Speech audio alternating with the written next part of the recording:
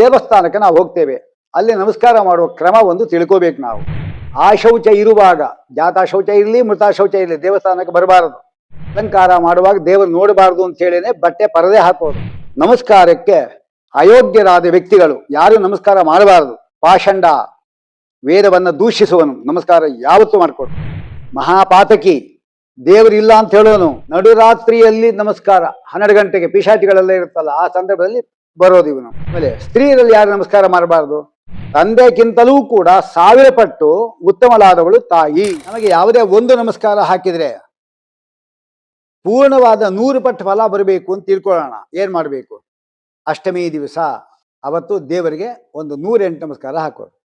ಚತುರ್ದಶಿ, ಪಂಚದಶಿ, ಪೂರ್ಣಿಮೆ, ಅಮಾವಾಸ್ಯೆ, ಅಲ್ಲದೆ ಜನ್ಮ ನಕ್ಷತ್ರ, ಆರಿದ್ರ ನಕ್ಷತ್ರ ಇರುವ ದಿವಸ, ಭಾನುವಾರ, ದಕ್ಷಿಣಾಯನ ಉತ್ತರಾಯಣ ಪುಣ್ಯಕಾಲ ದಿವಸ, ಚಂದ್ರ ಸೂರ್ಯಗ್ರಹಣ ದಿವಸಗಳು, ಸಂಕ್ರಮಣ, ಚಾತುರ್ಮಾಸ್ಯಾದಿ ಪರ್ವಕಾಲ, ಆರಾಧನೆಗಳು, ರಾಘವೇಂದ್ರ ಸ್ವಾಮಿಗಳ ಆರಾಧನೆ, ಶ್ರೀಪಾದರಾಜರ ಇದು ರಥೋತ್ಸವ ದಿವಸಗಳಲ್ಲಿ ಭಗವಂತ ವಾಯು ರುದ್ರಾದಿಗಳ ನಮಸ್ಕಾರ ಮಾಡಿದ್ವಿ ಅಂದರೆ ಅದು 108 ನಮಸ್ಕಾರ ಹಾಕಿಬಿಟ್ರೆ ಸಮಸ್ತ ಇಷ್ಟವೂ ಬರುತ್ತೆ. ಅದು ಆ ನಮಸ್ಕಾರ 108 ಹಾಕಿದ್ದು 100 ಪಟ್ಟು ಜಾಸ್ತಿ ಆಗತ್ತೆ. ಅದನ್ನು ಮಾಡಬೇಕು. ಇನ್ನು ನಮಗೆ ಯಾವುದೋ ತುಂಬ ಕಾಟ ಕೊಡ್ತಾ ಇದೆ, ಪಾಪ ಯಾವುದೋ ಕಾಟ ಕೊಡ್ತಾ ಇದೆ, ನಮಗೆ ಏನು ಮಾಡಿದ್ರೂ ಅದು ಹೋಗ್ತಾ ಇಲ್ಲ. ಹಾಗೇನು ಮಾಡಬೇಕು?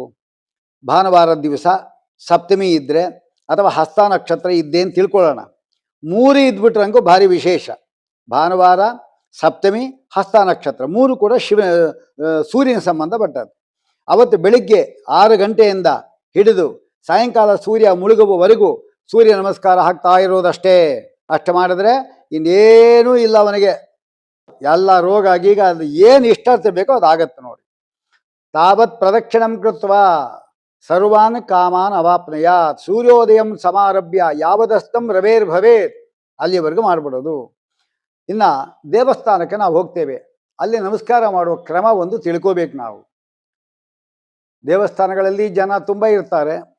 ನಾವು ಈ ಬಟ್ಟೆ ಈಗ ತಮಿಳುನಾಡು ಅಂತ ಕಡೆ ನಾವು ಹೋದಾಗ ನಾವು ಹೀಗೆ ಬಟ್ಟೆ ಹೊದ್ಕೊಂಡಿರ್ತೇವೆ. ಅವರು ಸೊಂಟಕ್ಕೆ ಕಟ್ಟಿಸ್ಬಿಡ್ತಾರೆ. ಯಾಕೆಂತ ಅವ್ರಿಗೂ ಗೊತ್ತಿಲ್ಲ, ಯಾಕೆಂತ ಇವ್ರಿಗೂ ಗೊತ್ತಾಗಿಲ್ಲ. ಏನು ಅಲ್ಲಿದ್ರೇನು? ಅದಕ್ಕೆ ಅವರು ಯಾರು ಹೇಳ್ತಾರೋ ಅವ್ರು ತಿಳ್ಕೊಂಡಿರ್ಬೇಕು ಮೊದಲು. ಏನು ಈಗ ನಮ್ಮ ಮನೆಗೆ ಬ್ರಾಹ್ಮಣರು ಬನ್ನಿ ಅಂದರೆ ಸುಮ್ಮನೆ ಬರಲ್ಲ. ಯಾವುದೋ ಕಾರ್ಯಕ್ರಮ ಇದ್ದರೆ, ಸ್ವಾಮಿಗಳು ಬಂದಿದ್ರೆ, ಯಾವುದೋ ಫಂಕ್ಷನ್ ಇದ್ರೆ ಹೇಳಿ ಬರ್ತೀವಿ ಅಂತಾರೆ. ಆದರೆ ಸುಮ್ಮನೆ ನಮ್ಮ ಮನೆಗೆ ಬರಲ್ಲ. ದೇವಸ್ಥಾನಕ್ಕೆ ಹಾಗೇನಿಲ್ಲ. ಆ ದೇವಸ್ಥಾನಕ್ಕೆ ಆ ಊರು ಬಂದಿದ್ದು ದೇವಸ್ಥಾನ ದರ್ಶನ ಮಾಡಿ ಹೋಗ್ತಾರೆ.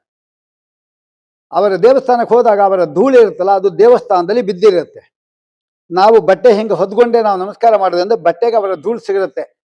ನಮಗೆ ದೇಹಕ್ಕಾಗಲಿಲ್ಲ. ಈ ಬಟ್ಟೆನ ಟೊಂಕಕ್ಕೆ ಕಟ್ಕೊಂಡು ನಾವು ನಮಸ್ಕಾರ ಮಾಡಿದ್ವಿ ಅಂದರೆ ಎಂದರೋ ಮಹಾನುಭಾವರು ಅವರೆಲ್ಲ ಬಂದು ದೇವಸ್ಥಾನಕ್ಕೆ ಬಂದಿರ್ತಾರೆ. ಅವರ ಪಾದದ ಧೂಳಿ ನಮ್ಗೆ ತಗಲತ್ತೆ. ಅದಕ್ಕೋಸ್ಕರ ದೇವಸ್ಥಾನದಲ್ಲಿ ಹೋಗುವಾಗ ಈ ಬಟ್ಟೆಯನ್ನು ಕಟ್ಕೊಂಡ್ಬಿಡಬೇಕು ಟೊಂಕಕ್ಕೆ. ಇದೆಲ್ಲ ಸಮುದ್ರವನ್ನು ದಾಟುವ ಸೇತುವೆಗಳಂತಿದು. ನಾರದೀಯ ಪುರಾಣ ಹೇಳುತ್ತೆ, ಪ್ರಣಾಮ ಮಾಡಿದಾಗ, ನಮ್ಮ ದೇಹವನ್ನು ಭೂಮಿಗೆ ಬೀಳಿಸಿದಾಗ ನಮ್ಮ ಜೊತೆಗೆ ಪಾಪಗಳು ಕೂಡ ನೆಲಕ್ಕೆ ಬಿತ್ತು. ಆದರೆ ಹೀಗೆ ಬಿದ್ದ ಪಾಪ ಪುನಃ ಏಳೋದೇ ಇಲ್ಲ ನಮ್ಮ ಜೊತೆಗೆ. ಅದಲ್ಲೇ ಭೂಮಿಯಲ್ಲೇ ಬೀಳುತ್ತೆ, ನಮ್ಮನ್ನು ಬಿಟ್ಟು ಬಿಡುತ್ತೆ. ಅದಕ್ಕೋಸ್ಕರವಾಗಿ ನಮಸ್ಕಾರ ಅಂದರೆ ಸ್ಮೃತೋ ಯಜ್ಞ, ದೊಡ್ಡ ಯಜ್ಞ. ಅದು ಸರ್ವಯಜ್ಞಗಳಲ್ಲಿ ಶ್ರೇಷ್ಠವಾದದ್ದು.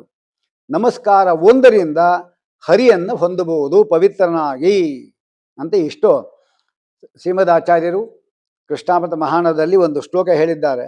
ಅದು ಶಾಂತಿ ಪರ್ವದಲ್ಲಿ 46ನೇ ಅಧ್ಯಾಯದಲ್ಲಿ 123ನೇ ಇದರಲ್ಲಿ ಕೂಡ ಬರ್ತಾ ಇದೆ ಶ್ಲೋಕದಲ್ಲಿ. ಏಕೋಪಿ ಕೃಷ್ಣ ಪ್ರಣಾಮ, ಒಂದು ಕೃಷ್ಣ ಪರಮಾತ್ಮನ ಮಾಡಿದ ನಮಸ್ಕಾರವು 10 ಅಶ್ವಮೇಧ ಅವಭೃತೇನ ತುಲ್ಯ, 10 ಅಶ್ವಮೇಧ ಯಾಗ ಮಾಡಿ ಅವಭೃತ ಸ್ನಾನ ಮಾಡಿದ್ರೆ ಹೇಗೋ ಹಾಗೆ ಆ ಫಲ ಬರುತ್ತೆ. ಆದರೆ 10 ಅಶ್ವಮೇಧ ಮಾಡಿದವನು ಪುನಃ ಸಂಸಾರಕ್ಕೆ ಬರ್ತಾನೆ.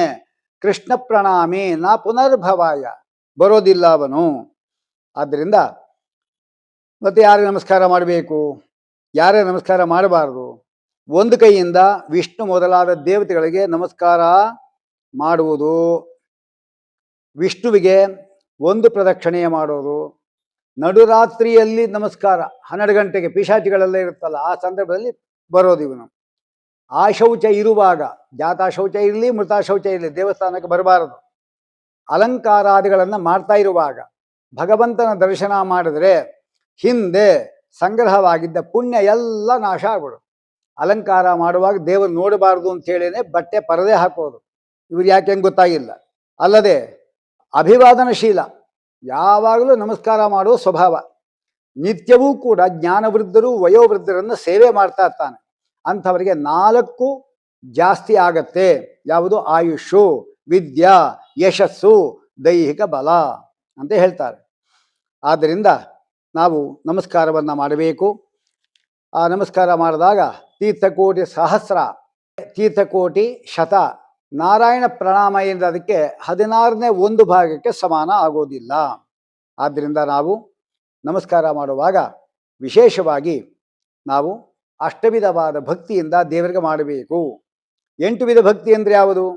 ವಿಷ್ಣು ಭಕ್ತರಲ್ಲಿ ವಾತ್ಸಲ್ಯ, ಅವರು ಹೇಳಿದ ಪೂಜೆಯನ್ನು ಅನುಮೋದನೆ ಮಾಡೋದು, ನಿತ್ಯ ಪೂಜನೆ ಮಾಡೋದು, ಗೌರವದಿಂದ ಮಾಡೋದು, ಪೂಜೆಯಲ್ಲಿ ದಂಬಾಚಾರ ಇಲ್ಲದೆ ಇರೋದು, ಅದರ ಮಹಾತ್ಮ ಶ್ರವಣದಲ್ಲಿ ಆಸಕ್ತಿ, ಪೂಜಾದಿಗಳನ್ನು ಮಾಡ್ತಾ ಇರುವಾಗ ರೋಮಾಂಚನ ಆಗೋದು, ಅವರ ಮಾಡಿದ ಅನುಗ್ರಹವನ್ನು ಸ್ಮರಿಸೋದು. ಇಷ್ಟು ಮಾಡಿಬಿಟ್ಟ ಅಂದರೆ ಅವನಿಗೆ ಪೂರ್ಣವಾಗಿ ಅನುಗ್ರಹ ಆಗುತ್ತೆ.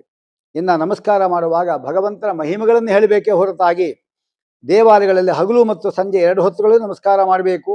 ಇದರಿಂದ ಅಶ್ವಮೇಧ ಯಾಗ ಫಲ ಬರ್ತಾ ಇದೆ. ನಮಸ್ಕಾರ ಮಾಡುವಾಗ ಏನು ಮಾತಾಡದೆ ಧ್ಯಾನ ಮಾಡುತ್ತಾ ಪ್ರತಿ ದಿಕ್ಕಿನಲ್ಲಿ ನಮಸ್ಕಾರ ಮಾಡಬೇಕು. ಪ್ರತಿ ದಿಕ್ಕಿನಲ್ಲಿ ಸ್ತ್ರೀಯರ ಜೊತೆಗೆ ಮಾತಾಡ್ತಾ ಪ್ರದಕ್ಷಿಣೆ ಹಾಕಬಾರ್ದು. ಸ್ತ್ರೀಯರು ಕೂಡ ಪುರುಷ ಹಾಗೆ ಸ್ತ್ರೀಯರೊಂದಿಗೆ ಹರಟುಕೊಂಡು ನಗುತ್ಕೊಂಡು ಪ್ರದಕ್ಷಿಣೆ ಹಾಕಬಾರದು. ಹೀಗೆ ನಿಧಾನವಾಗಿ ನಮಸ್ಕಾರ ಮಾಡಬೇಕು, ಪ್ರದಕ್ಷಿಣೆ ಬರಬೇಕು. ಇನ್ನು ನಮಸ್ಕಾರ ಮಾಡೋ ಕ್ರಮ ಹೇಗೆ ಅಂತ ಗೊತ್ತಾಗಬೇಕು. ಮೊದಲು ಸವ್ಯಜಾನುಂ ನಿಧಾಯ ಅಗ್ರೆ ಕರಾಭ್ಯಾಂ ಭುವ ಸ್ಪೃಶನ್. ಮೊದಲು ಜಾನು, ಸವಿಯ ಅಂದರೆ ಬಲ, ಬಲಮಂಡಿಯನ್ನು ಊರಿ, ಎಡಮಂಡಿಯನ್ನು ಊರಿ, ಕೈಗಳನ್ನು ಭೂಮಿ ಮೇಲೆ ಇಟ್ಟು, ಆಮೇಲೆ ಜಾನುನಾ ದಕ್ಷಿಣೇನಾಪಿ, ಮೊದಲು ಮಂಡಿ ಬಲಮಂಡಿ, ಆಮೇಲೆ 2 ಕೈಗಳು, ಆಮೇಲೆ ಎಡಮಂಡಿ, ಆಮೇಲೆ ಈ ಹಣೆ ಇದಲ್ಲ ಅದನ್ನು ನೆಲಕ್ಕೆ ಸರಿಸೋದು. ಪದಿತ್ವ ದಂಡವತ್ ಪಶ್ಚಾತ್ ಮೂರ್ಧ್ನಿ ಬದ್ಧಾಂಜಲಿ, ಕೈಗಳನ್ನು ಜೋಡಿಸ್ಕೊಂಡು ತಲೆ ಮೇಲೆ ಇಡಬೇಕು. ಹಾಗೇನೆ ಉತ್ತಿಷ್ಠೇಚ ಪುನರ್ಜ್ಞಾನುಭ್ಯಾಂ ಸ್ತುತಿಂ ಪಠನ್. ಇದಕ್ಕೆ ವಿಷ್ಣು ಧ್ಯಾನದಿಂದ ಸಹಿತವಾಗಿ ಮಾಡಿದ್ರೆ ಇದಕ್ಕೆ ನಮಸ್ಕಾರ ಅಂತ ಶಾಸ್ತ್ರದಲ್ಲಿ ಕರೀತಾರೆ. ಇನ್ನು ನಮಸ್ಕಾರಕ್ಕೆ ಅಯೋಗ್ಯರಾದ ವ್ಯಕ್ತಿಗಳು ಯಾರು ನಮಸ್ಕಾರ ಮಾಡಬಾರದು. ಪಾಷಂಡ, ವೇದವನ್ನು ದೂಷಿಸುವನು ನಮಸ್ಕಾರ ಯಾವತ್ತೂ ಮಾಡಿಕೊಡ್ರು. ಪತಿತ, ಸನ್ಯಾಸಿ ಆಗಿರ್ತಾನೆ ಪುನಃ ಮದುವೆ ಮಾಡ್ಕೊಂಡ್ಬಿಡ್ತಾನೆ ಅಂದರೆ ಅಂಥವ್ರು ನಮಸ್ಕಾರ ಮಾಡಿಕೊಡೋದು. ವರಾತ್ಯ, ಧರ್ಮವನ್ನೇ ಬಿಟ್ಟವನು. ಮಹಾಪಾತಕಿ, ದೇವರಿಲ್ಲ ಅಂತ ಹೇಳೋನು. ಉಪಕಾರವನ್ನು ಸ್ಪರ್ಧೆ ಇದ್ದವನು, ಇಂಥವರಿಗೆ ನಾಭಿವಾದಯೇ.